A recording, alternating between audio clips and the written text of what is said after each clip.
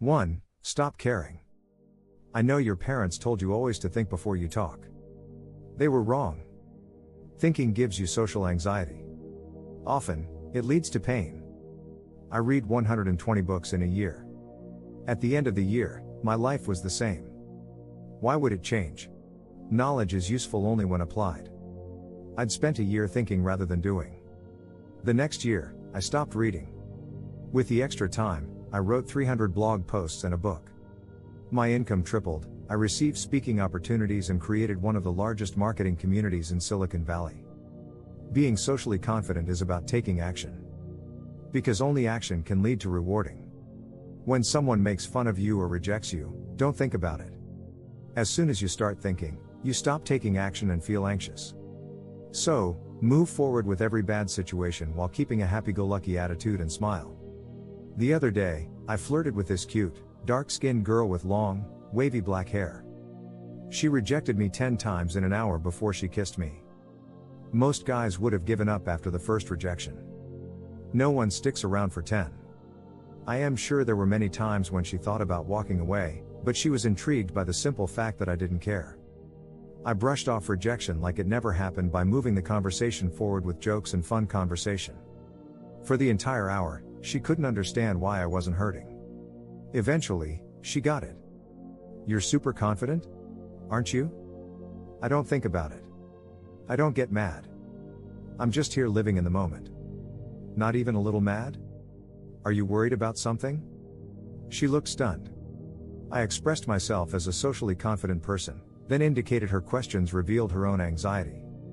In a couple of sentences, we reversed social standing. Then she gave me a dreamy look of wanting to get to know me better. Seconds later, we kissed. I knew the scenario would play out like this. It always does. It doesn't matter if you're ugly, poor, and stutter. As long as you keep moving forward with a smile and without thinking about what you do or say, then people will gravitate toward you. They can't help it. It's the law of attraction. And it starts with action. 2. Eye gazing. Eye gazing is the powerful, intimate act of staring into someone's eyes for a long period of time. When they stare back at you, oxytocin, or the love hormone, increases. In a study, random strangers were asked to stare into each other's eyes for 2 minutes without breaking eye contact. They reported increased feelings of passionate love for each other. Eye gaze is so powerful that it doesn't only work in humans, it works with dogs, too. In another study, dogs were trained to gaze into their owner's eyes. After receiving those gazes, both the owner and the dog had elevated oxytocin levels. Cool, right?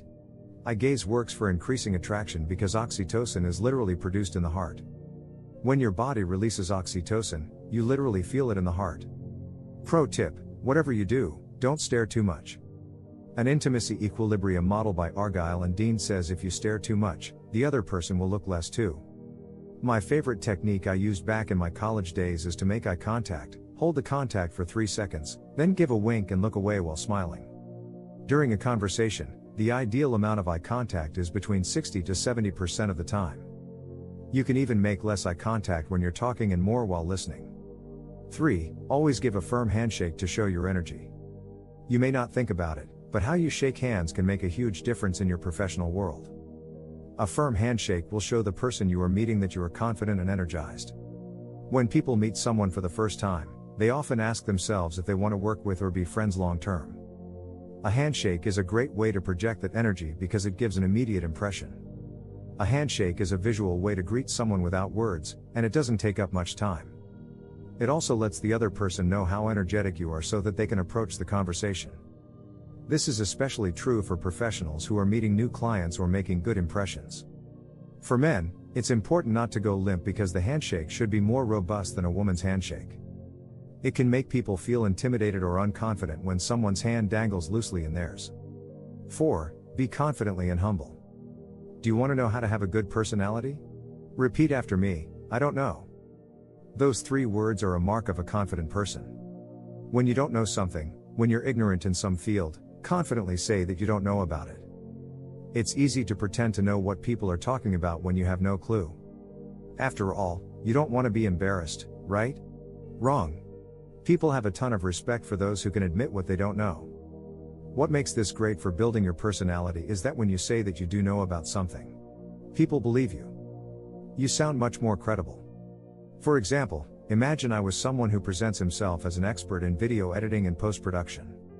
Let's say I tell you that I don't know much about photography. A few minutes later I tell you the same about recording videos. I don't know about that either. Then, a few minutes later, I tell you that yes, I know a lot about video editing and post-production. It would sound credible. After all, why would I lie? If I didn't know about video editing, I would just say it, like I just did for that other stuff. Now compare that with saying that I do know a lot about all those things.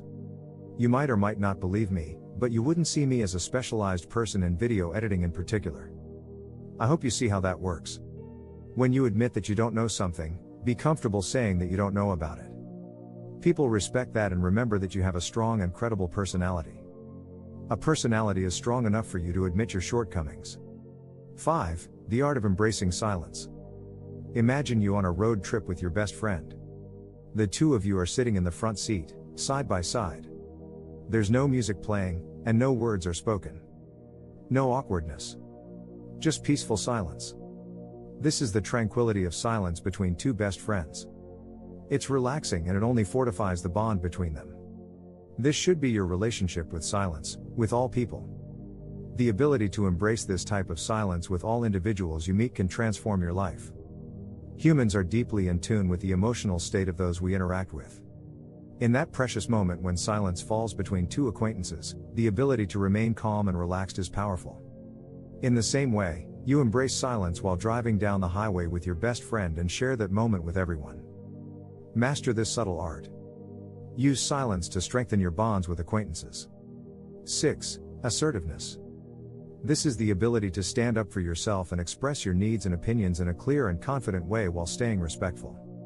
Otherwise, it can lead to aggressiveness. Being assertive allows you to express yourself in social situations, asking for a raise at work to set boundaries in your personal relationships. This important skill will also help you get phone numbers and ask someone to hang out. It's a skill that can take some practice to master, but it's worth it for the confidence and respect it will garner you. You can start developing your assertiveness by communicating your needs and opinions clearly, being aware of your body language, and standing up for yourself when necessary. 7. Show some vulnerability. A big part of having an attractive personality is showing that you're vulnerable, from time to time.